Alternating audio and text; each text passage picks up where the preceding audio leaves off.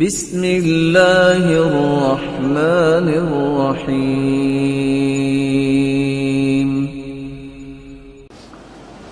رسول اللہ صلی اللہ علیہ وسلم نے تو فرمایا جب جبریل امین آئے اور آ کے اللہ کا پیغام دے رہے من صلی من امتک صلاة واحدہ كتب اللہ له 10 حسنات ومحى عنه 10 سیئات ورفع له 10 درجات وفي رواية أخرى وصلى الله عليه وملائكته 70 صلاة فليقل عبد من ذلك أو ليكثر۔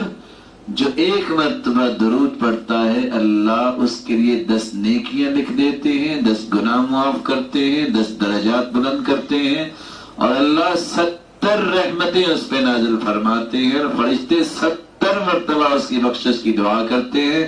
جو زیادہ رحمتیں چاہتا ہے وہ زیادہ درود پڑھ لیا کرے، اور جو رحمتوں سے سیر ہو چکا ہے فَلْيَقِلْ عَبْدٌ مِّن ذَلِكَ، پھر وہ نہ پڑھے۔ یہ تو محرومی کی بات ہی ہے۔ کیا اس کا اجر آخرت میں ملے گا؟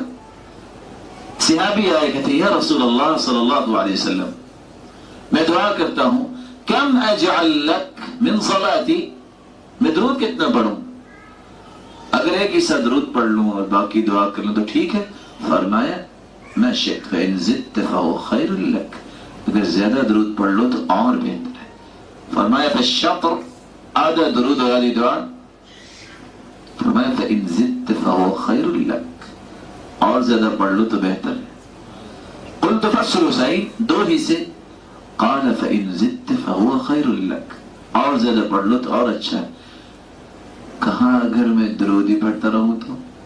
فرمایا اذا تکفى همك ويغفر لك ذنبك، اگر تم درودی پڑھتے رہو تو کوئی گناہ نہیں ہوگا، سب گناہ اللہ معاف کر دیں گے اور زندگی کے سارے غم اور ہم بھی دور فرما دیں گے۔